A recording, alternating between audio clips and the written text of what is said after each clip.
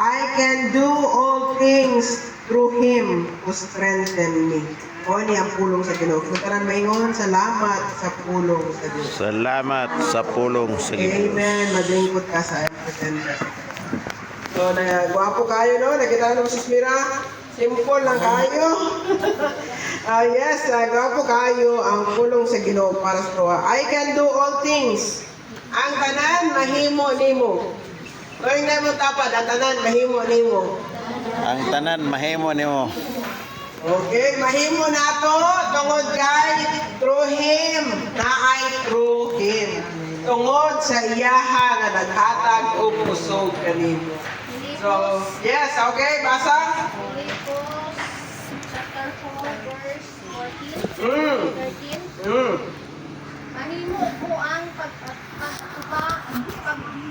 pagkubang sa bisan unsa nga kahintang pinaagi sa tabang ni Kristo nga nagapalig-on kanako. Amen.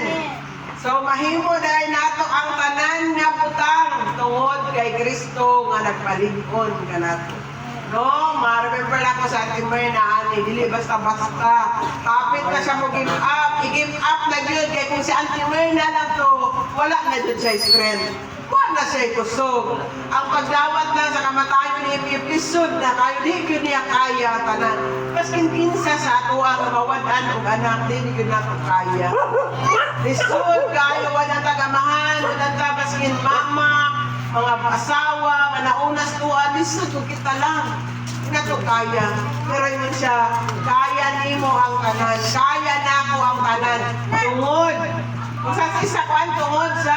Tabang sa Ginoo. Tungod sa tabang sa Ginoo. Amen. So, gwapo kayo. So, ang atong title is Through Him. Through Him. Tungod sa tabang sa Ginoo. Ang atong kusog is supplied every day. Amen ba? Ang atong kusog kita-supply ba every day? Yes. Salamat sa Ginoo. Nga dako kayo ang portion sa ato ang pagsimba mo pagpasalamat sa Ginoo. Dahil lain atong pasalamat sa Ginoo. Tungod kay ginapakita na nato nga nagatutog ka, nagapatutok kung kita wala na tayo kaya, pero kaya nato magbangon every morning tungod sa Ginoo. Mao nang naatay kinabuhi every morning tungod sa Ginoo. Mao na nag-agi kag daghan kaayo nga problema abi nimo dili man nimo kaya apan tungod sa Ginoo na kaya nimo ang tanan. Okay, guwapo kayo no. So usahay ang patig. No, atong ang patig kunya sa mahitabo na atay patig. Kanang patig kanang over patig sobra ka kapoy na nimo. Kunya mag-result na siya og kanang gatawag nga mental load. Kanang imuutok puno na kaayo tungod sa patig. Oo, pero atong naon nga baskin pa nag-agi ta ana mga patig ug unsa pa man ang karga sa tong utok mga problema, atong always remember nga naay the one kung kulto, naay ikaw gitawag ka sa Ginoo. No, na-sermon na nako na, you are called by Him, you are called by God. Naa ka dinhi tungod sa Ginoo because you are chosen. Ug naa ka dinhi, dili na ingon nga naa ka dinhi tungod sa ngalan sa simbahan o tungod kay gusto nato i-meet up ato ang mga friends. But we are here because gitawag ka sa Ginoo. No? So gwapo kayo. Sa atong kinabuhi daghan kay kag mga plano unta, gwapo ka itong mga plano. Nice unta. Apa ningon siya, many are the plans. Pero isa ra gyud ang kanang mahitabo ang plano gyud sa Ginoo sa atong kinabuhi. So ang plano sa Ginoo sa atong kinabuhi, akong always ginaingon tagaan tag kinabuhi nga madagayaon. Amen. Ang plano sa kaaway, aron iya kang laglagon, iya kang tawatan. Ato always i-remember nga gikan ra gyud sa Ginoo kung anong kaya nato i-carry ang tanan, no? So, ingon Ginoo nga nagawa sa ato ang bakba, dili siya mo balik nga wala sa imong kinabuhi. Mahitabo gyud nga ma-accomplish ang tanan tungod kay naa siya purpose niya. Wapo kaayo di ay muna ingon ako i-practice ninyo.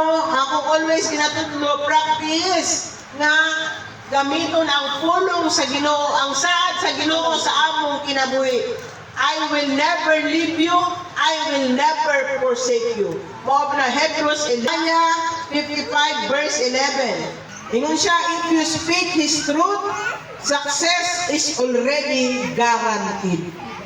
Kabaron mo siya guaranteed, ibig sabihin, garantisado na. Uman na, guaranteed na. Uman na. Kung guaranteed ka na, pangunsa ka na sa Bisaya, ni guaranteed no, gwapo kayo, di na kumakuha-kuha sa Bisaya. Pero yun siya, yes, kasiguruhan, if you speak His truth, kung imong istorya ang kamatuuran sa pulong sa Ginoo, ang imuhang kadaugan, garantisado na kayo.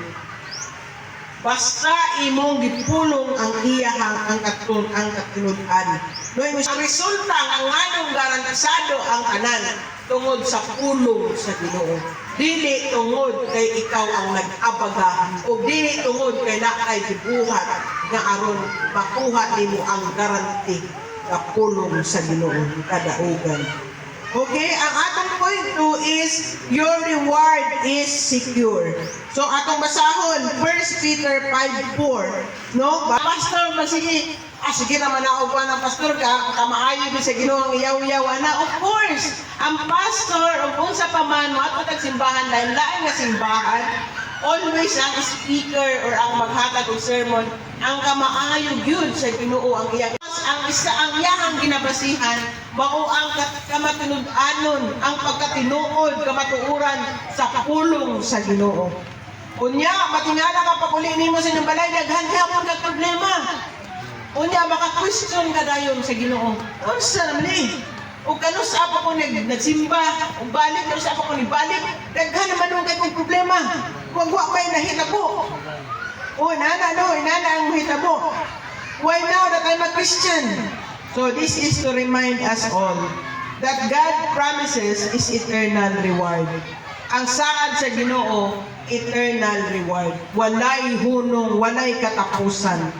The crown of glory to church leaders, elders, pastors, and members who are faithfully shepherd God's people, no? Ang tanan nga nagmatinud-anon sa pagpangalagad sa Ginoo, ilahang maangkon ang reward, ginatawag nga the crown of glory.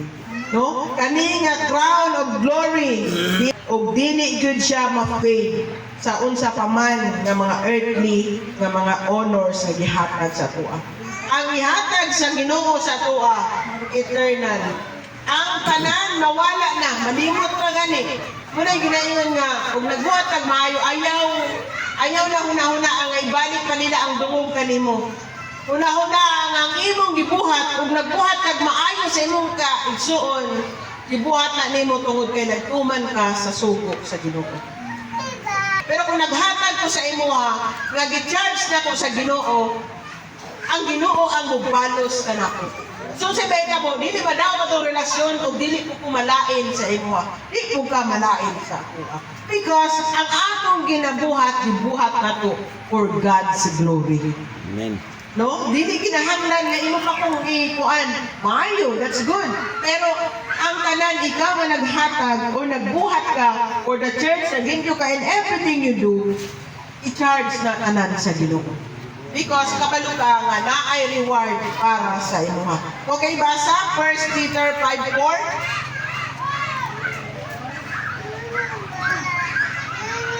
Sa pag-abot ni Kristo nga mao ang Pangulo nga nagbalantay, madawat ninyo ang banting na maanindot kayo ug dili mawala hangtod sa hapon. Amen. Mao na ang ganti. Inigapot kaya dili mawala ang ganti para sa tuwa. Kung naaman tayo mga problema, dili ka mag-murmur, di ka masig-complain. Pero sa kung nabalik sa kuan, mamahuna ba nga kuan? So ayaw because saad sa Ginoo nga mobalik siya o ihatag yun niya ang reward sa imong kinabuhi. Amen? So, every handshake, so ibig sabihin, tanan imong buhaton, no? Every handshake, pagpangumusta, every prayer nga imong buhaton, o ang tanan nga imong investment, buhaton nimo para sa Ginoo, sa imong isig katao, dili gyud siya makawang. So for our conclusion, the Lord bless you and keep you. The Lord make His face to shine upon you and be gracious to you. The Lord lift up His countenance upon you and give you peace. Numbers 6:24-26. Last na basa, sister? Last na nga pulong sa Ginoo. Numbers 6:24-26. Muna atong conclusion, muna ihatag sa Ginoo sa tuwa karon. Numbers 6:24-26. Okay, basa. Amen. 25. Sige, hinaot nga. Daot nga ipakita sa Ginoo ang iyahang kaayo o kaluoy kaninyo. Si 26. Hinaot nga magmaayo kaninyo ang Ginoo o hatagan kamo niya o maayo nga kahintaw. Amen. Wow po kayo, no? Guaranteed na siya. Ibig sabihin, guaranteed. Kuhan mo ng pulong sa Ginoo.